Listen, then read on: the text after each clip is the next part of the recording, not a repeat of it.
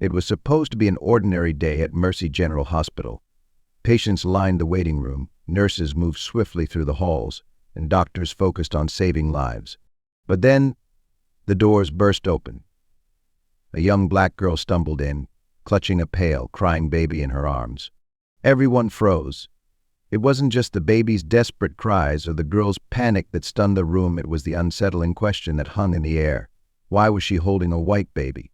And why did she look so terrified? In an instant, the calm of the hospital shattered. Nurses exchanged confused glances. Doctors halted in their tracks. Security guards moved in cautiously. Something wasn't right. The girl's trembling voice cracked as she begged for help, but her story made no sense. By the time the truth surfaced, it sent shockwaves through the entire hospital and far beyond. What happened next left everyone questioning everything they thought they knew. A secret so unexpected, so chilling, it forced the entire hospital to freeze its operations. But here's the catch, the real story. It's even more unbelievable than what you're imagining right now. Stick with us to the very end of this story, because every twist is more shocking than the last. You won't want to miss how this bizarre mystery unfolds. Before we dive in, let us know where you're watching from in the comments below. And if you love gripping true crime stories, don't forget to like this video, share it with your friends, and hit that subscribe button. Your support helps us bring you more untold stories every week. Let's get started. Imagine this. A young girl, no older than 16, walks into a bustling hospital, her face streaked with tears and fear in her eyes. She's carrying a baby that isn't hers. The staff immediately notice something unusual.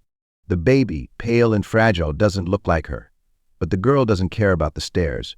She pleads for help, her voice breaking as she struggles to get the words out.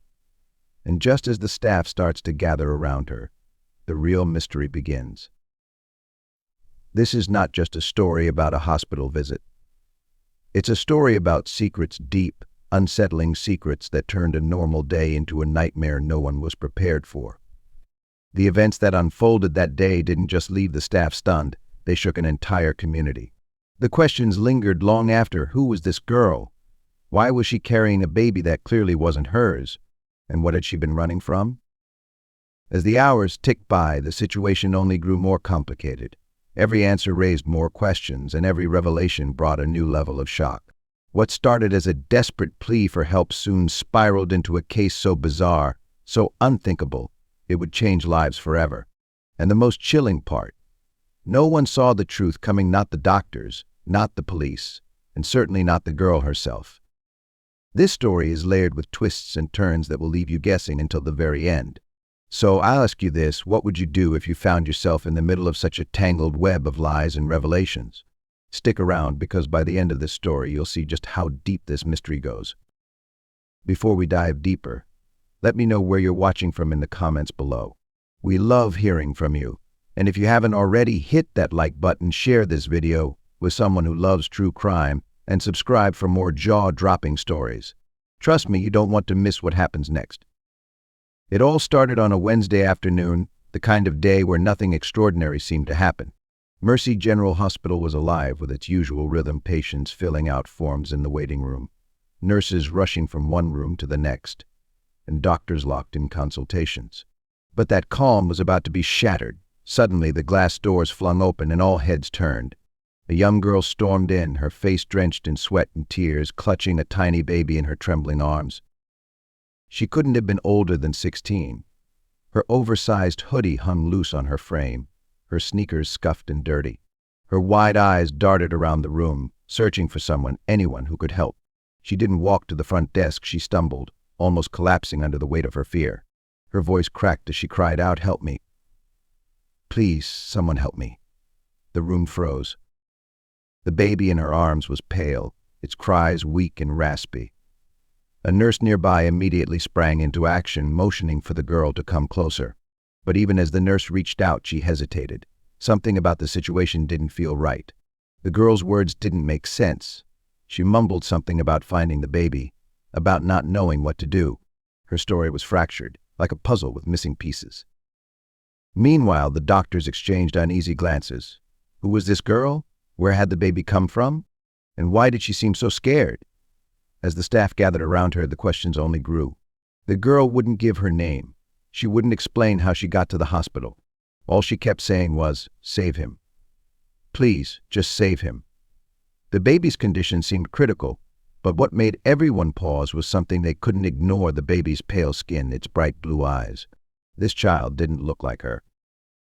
In the chaos, the ER coordinator instructed a nurse to escort the girl into a private room, away from the prying eyes of the other patients. But even behind closed doors, the tension didn't ease. The girl refused to let go of the baby, clutching it as if her life depended on it. And then, just as the nurse began to ask the first question, the girl broke down, sobbing uncontrollably. No one could get a straight answer from her. The clock was ticking, and the baby's condition was getting worse. As the medical team worked on stabilizing the baby, a few more unsettling details came to light. The baby had bruises, small, faint, but noticeable. A nurse inspecting the child found what looked like a handwritten note tucked inside the blanket. But when she tried to ask the girl about it, her reaction was unexpected. She yanked the blanket back and clutched the baby even tighter, her eyes filled with both fear and defiance. What was she hiding? What was she so afraid of? The ER's head physician, Dr. Matthews, decided to halt all non-critical operations to focus on this case. Something about this girl's behavior and the baby's condition told him there was more to the story than she was letting on. But every time the staff pressed her for details, she either avoided the question or broke down into tears. And yet, there was something in her eyes, something that made it clear she wasn't just scared. She was running from something or someone. By now, word of the strange incident had spread across the hospital. Staff whispered to each other, trying to piece together the mystery themselves. A few speculated that the baby might have been kidnapped. Others wondered if the girl had been forced into something she couldn't escape. The air was thick with tension, and the more time passed, the clearer it became. This wasn't just a medical emergency. This was something much darker. As the doctors worked tirelessly to stabilize the baby, hospital security called the authorities. The police were on their way, but the girl's behavior grew even more erratic. She kept glancing over her shoulder, as if expecting someone to burst through the doors at any moment. And then, just as a nurse asked her about the note again, she whispered something under her breath. The words were barely audible, but they sent chills through the room. "He's coming for me." Inside the sterile walls of the ER, the air turned heavier with each passing second. The baby was rushed onto a small examination table, surrounded by a flurry of nurses and doctors. But something was off, something no one could quite put their finger on. The baby's cries, faint and strained, barely filled the room. Its skin, pale and clammy, was cold to the touch. The doctors exchanged uneasy glances. This wasn't a normal case of illness or injury. Something much more serious was unfolding. Dr. Matthews, the ER's senior physician, leaned closer to the baby, his face etched with concern. He ran through a list of possible causes: dehydration, malnourishment, maybe even internal injuries, but nothing added up. The baby's breathing was shallow, its heart rate irregular. And yet, it didn't show clear signs of trauma. The girl, sitting a few feet away, clutched her knees to her chest, refusing to meet anyone's eyes. Her silence was deafening. When a nurse approached her, gently asking for the baby's medical history, the girl flinched, shaking her head. "I don't know," she whispered, her voice barely audible. The nurse pressed on, asking if the baby had been sick or injured recently, but the girl's response was the same: "I don't know." Her refusal to answer only deepened the mystery. How could she not know something so basic? And more importantly, why was she so terrified? Amid the chaos, a young nurse named Carla carefully unfolded the baby's blanket, hoping to find some kind of identification, a name, a clue, anything. What she found instead stopped her in her tracks. Tucked between the folds of the blanket was a crumpled piece of paper, faintly stained and hurriedly folded. Carla hesitated for a moment before handing it to Dr. Matthews. He unfolded it slowly, his eyes narrowing as he read the hastily scribbled words, "Don't trust her." The message was cryptic, its meaning unclear. Was it a warning? A desperate plea? And who had written it? Dr. Matthews slipped the note into his pocket, deciding to focus on stabilizing the baby first. But the discovery rattled the team. The girl, noticing the blanket had been moved, grew visibly anxious. Her hands trembled as she reached for the baby, her voice rising in panic. "Give him back to me," she shouted, startling everyone in the room. By now, the staff's unease had shifted into full-blown suspicion. The girl's refusal to answer basic questions, coupled with the baby's unusual condition, raised red flags no one could ignore. Dr. Matthews made a swift decision. All non-critical operations in the hospital would be put on hold until this case was resolved. This wasn't just a medical emergency anymore, it was something bigger, something darker. Meanwhile, the girl's erratic behavior escalated. She kept glancing at the doors as if expecting someone to burst in at any moment. Her anxiety was palpable, her body coiled like a spring ready to snap. When one of the nurses asked about the note, her response was chilling. She looked directly into the nurse's eyes and said, "You're not safe." "None of us are." The room fell silent. With tensions mounting, hospital security contacted the local authorities. 2 officers arrived shortly after, their presence adding another layer of intensity to an already charged situation. They approached the girl gently, asking her to explain what had happened. But she shook her head, refusing to say a word. One of the officers crouched beside her, his tone calm and reassuring. "We're here to help you," he said. "But we need to know the truth. Who is this baby? And why are you so afraid?" For a moment it seemed like she might speak. Her lips parted, her eyes darting between the officers and the baby. But then she clamped her mouth shut and looked away. The officers exchanged a glance, realizing they were dealing with more than just a scared teenager. Something else was going on here, something she wasn't ready to reveal. And whatever it was big enough to make her risk everything to protect the baby. Just as Dr. Matthews prepared to run more tests on the baby, the girl did something no one expected. She stood up abruptly, her chair scraping against the floor, and bolted toward the door. Security intercepted her within seconds, but her actions left the staff shaken. What was she running from? Or, perhaps more importantly, who was she running from? The mystery deepened with every passing moment, and the truth seemed further away than ever. As the hours ticked by, the tension in the hospital only grew thicker. The young girl sat alone in a small room, her legs curled up on the chair, her hands trembling as she gripped the edge of her hoodie. Her silence was deafening. By the time the police arrived, whispers had already begun to ripple through the hospital staff and the bystanders lingering in the waiting area. Who was she? And what was her connection to the baby? Detectives Sanders and Alvarez entered the room cautiously, their years of experience telling them this was no ordinary case. Sanders took the lead, his tone calm but firm. "We're here to help you, but we need you to tell us the truth. Who is the baby? Where did you find him?" The girl looked down, her lips quivering. She muttered something under her breath, too quiet for anyone to hear. Sanders leaned closer. "What did you say?" he asked, his voice soft but insistent. The girl's response was barely a whisper.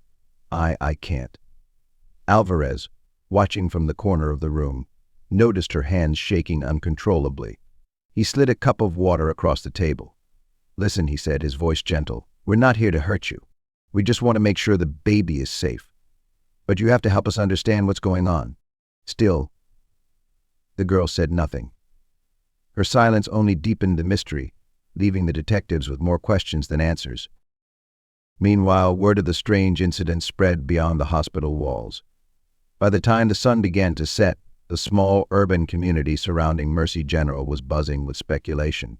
People gathered outside the hospital, their whispers growing louder as theories circulated. Some believed the baby had been kidnapped. Others speculated that the girl might have been a victim of something much darker, human trafficking, perhaps, or an abusive situation she was too scared to escape. The hospital staff, too, couldn't help but wonder. Nurses in the break room exchanged hushed conversations, their voices tinged with both concern and curiosity. "Did you see the way she held that baby?" one nurse asked. "Like she was protecting him from something. Or someone." Another chimed in, "But why won't she talk? If she's innocent, what does she have to hide?" The uncertainty began to gnaw at everyone involved. What was the girl running from? And why was she so terrified to tell her story? Outside, reporters began to gather, sensing that this was more than just a medical emergency. Cameras flashed as they tried to catch a glimpse of the girl through the hospital's glass doors. But inside, the real drama was still unfolding. Just as the detectives were preparing to take the girl into custody for further questioning, an unexpected twist changed everything. A man walked into the ER, his face lined with worry, his clothes disheveled as if he had been running. He was clutching a photograph in his hand, one that he waved frantically as he approached the front desk. "I need to speak to someone about a missing child," he said, his voice shaking. "It's urgent." The photograph was of a baby with pale skin and piercing blue eyes. The receptionist immediately called for security, and within moments, the man was being questioned by the police. "Where did you get this photo?" Sanders demanded, holding it up. The man hesitated, his gaze darting nervously between the officers. "It's my nephew," he said finally. "He's been missing for 3 days. Please, you have to tell me, is he here?" The detectives exchanged a glance, the pieces of the puzzle beginning to take shape. But the man's arrival only raised more questions. If the baby was truly his nephew, how had he ended up in the arms of this terrified young girl? And why did she seem so determined to keep the truth hidden? When the man asked to see the girl, her reaction was immediate. She began to cry uncontrollably, her body shaking as she turned away from the door. It was clear she recognized him, but was it fear in her eyes or guilt? The tension reached a breaking point as the detectives struggled to unravel the conflicting stories. The man claimed to be the baby's family, but his explanation was full of holes. The girl, still refusing to speak, seemed trapped in a web of fear and secrecy. And the baby, fragile and innocent, remained the silent center of it all. What was the connection between the girl and the man? What had really happened in the days leading up to her desperate arrival at the hospital? The truth was out there, but uncovering it would require digging deeper than anyone expected. And with each passing moment, the mystery only grew darker. Stay with us, because the twists in this story will leave you questioning everything you think you know. And don't forget to share your thoughts in the comments below. Where are you watching from? And what do you think is going on? Like, share, and subscribe for the next chapter in this unbelievable tale. After hours of intense investigation, the first piece of concrete evidence came through a DNA test on the baby. The hospital staff had no idea that the results would set off a chain reaction of revelations that no one could have predicted. As the envelope was handed to Detective Sanders, the room fell silent. Every eye was on him as he opened it, scanning the results. His expression darkened. What he read was shocking enough to send the investigation into overdrive. The baby's DNA matched a high-profile missing child report from just 3 days earlier. This wasn't just any baby. This was the child of an influential family whose disappearance had made headlines across the state. Police had been searching tirelessly, combing through neighborhoods and following every lead. But no one had expected to find the missing child here, in the arms of a young girl who refused to explain how she ended up at Mercy General. The revelation brought more questions than answers. If this girl had the missing baby, where had she found him? Was she involved in the kidnapping? Or was she, as some began to suspect, a victim of circumstances beyond her control? When Detective Alvarez pressed her for details, she broke down again, muttering incoherent phrases. I didn't. I was trying to help," she stammered, her voice trembling. But the detectives weren't convinced. Her story was filled with gaps, and her refusal to cooperate only deepened their suspicions. The focus quickly shifted to the girl herself. Who was she, and why was she at the center of this unfolding drama? A quick background check revealed startling details. She had no official ID, no medical records, and no listed address. She was effectively a ghost. But as the detectives dug deeper, a troubling pattern began to emerge. Her name, which she reluctantly provided, matched that of a missing teenager reported 2 years earlier in a neighboring state. The missing persons report detailed a grim history. She had been last seen leaving a foster care facility, and investigators at the time had suspected she might have fallen victim to a human trafficking ring that operated in the region. The case had gone cold until now. This girl, who had stumbled into the hospital with the missing baby, might have been living a nightmare of her own. Was she a victim, or was there more to her story than anyone realized? Just as the authorities were beginning to piece together her background, another chilling discovery surfaced.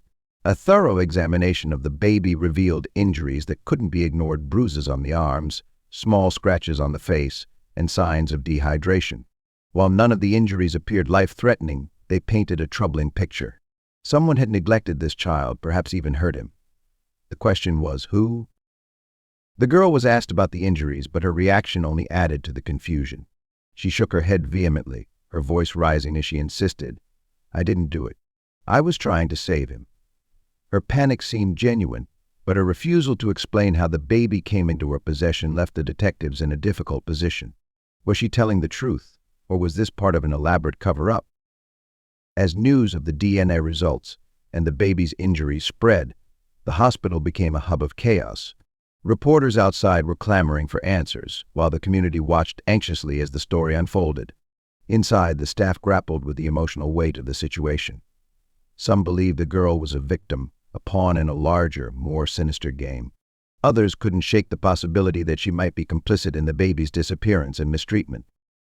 Detective Sanders, however, couldn't ignore one glaring fact: the girl's fear was real. Every time she was pressed for answers, her anxiety spiked. She kept glancing at the door, as if expecting someone to burst in at any moment. "She's running from something," Sanders told Alvarez quietly. "Or someone. But who? And why?" The investigation had reached a turning point. The DNA results had revealed the baby's identity, but they had also opened up a labyrinth of questions. The girl's mysterious past, baby's injuries, and her refusal to provide a clear explanation all pointed to a deeper, darker story. And with each passing moment, the stakes grew higher. Was this girl a victim of unthinkable circumstances, or was she hiding something far more sinister? Stay tuned, because the next chapter in this case will leave you questioning everything. Who is this girl, really? What happened to the baby before they arrived at the hospital? And what role does a larger, unseen force play in this unfolding mystery? Let us know your thoughts in the comments below. What do you think happened? And don't forget to like, share, and subscribe for the next twist in this jaw-dropping story. For hours, the young girl had refused to speak her silence, a fortress of fear and uncertainty. But as the pressure mounted and the weight of the investigation bore down on her, something inside her finally cracked. With tear-streaked cheeks and a voice trembling from exhaustion, she began to speak. "It's not what you think," she said, her words hesitant and halting. The room fell silent. Everyone leaned in, waiting for the truth, or at least her version of it. Her story started simple enough, but as she continued, contradictions began to surface. She claimed she had found the baby abandoned in a park late at night. She described hearing his faint cries and rushing to his side, wrapping him in her own hoodie to keep him warm. But when detectives pressed her for details, what park, what time, why she hadn't called the police, her answers grew shaky. "I didn't know what to do," she insisted. "I just wanted to keep him safe." Her voice cracked, but there was something about her tone that didn't sit right with Detective Sanders. Was it fear? Guilt? Or something else entirely? While the girl's story raised more questions than answers, new evidence emerged that would change everything. A team of officers reviewing nearby surveillance footage stumbled upon something unexpected. At 2:14 a.m., a blurry figure matching the girl's description was seen running down a street, clutching a small bundle. Moments later, another figure appeared in the frame, a tall man wearing a hood, chasing after her. The footage ended abruptly, leaving more questions than answers. Who was the man? And why was he chasing her? The discovery sent shockwaves through the investigation. Detectives immediately began canvassing the area for witnesses. One resident, an older woman, recalled hearing a heated argument outside her home that same night. "It sounded like a man yelling," she said. "And then I heard someone crying, begging him to stop. I looked out the window, but they were already gone." Her account aligned with the footage, painting a picture of a harrowing chase through the city streets. Armed with the new evidence, investigators returned to question the girl, hoping to piece together the truth. This time, her demeanor shifted. She seemed even more frightened, her hands gripping the edges of her chair so tightly her knuckles turned white. When shown the footage, she burst into tears, her voice barely audible as she whispered, "I thought he was going to kill me." The room grew tense as the detectives pressed her for more details. "Who is he?" Sanders asked, his voice firm but calm. "Why was he after you?" For the first time, the girl looked up, meeting his eyes. He's the one who hurt the baby," she said. Her words sent a chill through the room. Could it be true? Was she running from someone dangerous, someone who had harmed the child? And if so, why had she been so reluctant to tell the truth? As the detectives dug deeper, the pieces of the puzzle began to fall into place. The man seen in the footage wasn't just a random figure. He had ties to the baby's family. A background check revealed a history of violent behavior and a connection to a custody dispute that had spiraled out of control. The girl's actions, once seen as suspicious, now appeared to be part of a desperate attempt to protect the baby from a dangerous predator. But even as this revelation came to light, another twist emerged, one that shocked not only the investigators but the girl herself. As detectives uncovered more about the man in the footage, they discovered a shocking detail. The girl and the baby weren't strangers after all. DNA results revealed that she shared a familial connection with the baby. She was his older half-sister, a product of a hidden relationship no one had known about. The girl had no idea. She stared at the detectives in disbelief, tears streaming down her face as the truth hit her. "I didn't know," she whispered. I couldn't let him get hurt anymore." This revelation changed everything. The girl's actions, once seen as suspicious, now appeared to be part of a desperate attempt to protect her own brother from a man she feared would harm him. The hospital staff, who had been wary from the beginning, now saw her in a new light. But even as the pieces came together, one question remained. Why had the man been chasing her? What was his ultimate plan for the baby? The story was far from over. While the girl's intentions now seemed clear, the man's motivations remained a mystery. Detectives continued their search, following every lead in a race against time to ensure he couldn't hurt anyone else. The girl, emotionally shattered but determined, vowed to testify against him. But as the investigation deepened, a chilling possibility emerged. Was this man working alone, or was there a larger, more sinister plot at play? Stay tuned, because the next twist in this story will leave you speechless. What would you have done if you were in the girl's shoes? Let us know in the comments where you're watching from. And don't forget to like, share, and subscribe for the next chapter in this gripping case. In the end, the truth unraveled like a tangled thread. The young girl, once cloaked in suspicion, had been running for her life and the life of her baby brother. She had found herself caught in a nightmare, a victim of circumstances far beyond her control. The surveillance footage, the bruises on the baby, and the chilling note hidden in the blanket all painted a picture of desperation, bravery, and heartbreak. Her story began in secrecy, shrouded in fear and contradictions, but the pieces eventually fell into place. The man chasing her, a dangerous figure from her past, had ties to the baby's family, a connection rooted in violence and control. When the girl realized the baby was in danger, she did the only thing she could. She ran. She ran through the night, carrying the child in her arms, determined to protect him at all costs. Her silence wasn't guilt, it was terror. The DNA results confirmed what no one had expected. The baby was her half-brother, a link to a family she never truly knew. And while she had been unaware of their connection, her instinct to protect him was undeniable. The hospital staff played a pivotal role in uncovering the truth. From the doctor who halted operations to focus on the baby's condition, to the nurse who discovered the cryptic note, every action helped piece together the puzzle. Their vigilance and care ensured the baby received the medical attention he desperately needed, and their collaboration with law enforcement brought the full story to light. But this story isn't just about the girl and the baby. It's about a community shaken by the revelation, a hospital staff forever changed by what they witnessed, and a legal system now tasked with bringing justice to the man who caused so much pain. The girl's courage in the face of unimaginable danger became the turning point in a case that could have ended in tragedy.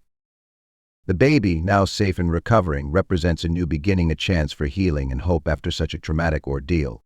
The girl, though deeply scarred by her experiences, showed an incredible strength that defied the odds. She went from being seen as a suspect to being recognized as a hero, a young woman who risked everything to save her brother. Her journey is a reminder of the resilience of the human spirit and the lengths we go to protect those we love. As for the community, this case served as a wake-up call, a stark reminder of the hidden dangers lurking beneath the surface, and the importance of vigilance in protecting the most vulnerable among us. It brought neighbors together, sparking conversations about accountability, empathy, and the systems in place to safeguard children. This story may have reached its conclusion, but the lessons it carries will resonate far beyond the walls of Mercy General Hospital. It's a testament to courage, to the power of persistence, and to the belief that even in the darkest moments, there's a path to justice. But what do you think? Was the girl's bravery enough to outweigh the risks she took? And what would you have done if faced with the same situation? Let us know your thoughts in the comments below. We'd love to hear your perspective and where you're watching from. And if you were captivated by this story, don't forget to like, share, and subscribe to our channel for more gripping tales like this one. Your support helps us continue uncovering the stories that need to be told. Thank you for watching, and we'll see you in the next case. This case isn't just a story, it's a mirror reflecting the complexities of trust, responsibility, and how we as a community respond when faced with a crisis. A young girl made a split-second decision, driven by fear and love, to protect her baby brother. But her actions raised difficult questions. Could things have been handled differently? Should she have trusted the system to save him, or was she right to take matters into her own hands? This story challenges us to think deeper about the systems we rely on to protect the vulnerable. How do we ensure that children are safe? How do we support those like this girl who find themselves in impossible situations? And what role does a community play in uncovering and addressing these hidden dangers? Now we want to hear from you. If you were in this girl's shoes, what would you have done? Do you believe her actions were justified, or should she have handled things differently? And what about the hospital staff and law enforcement? Do you think they did enough to uncover the truth? Let us know your thoughts in the comments below. We love reading your insights and perspectives. And while you're there, let us know where you're watching from.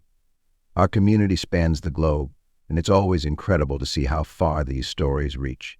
Your engagement makes all the difference. If you found this story as compelling as we did, don't forget to hit that like button. Share it with someone who loves uncovering real-life mysteries.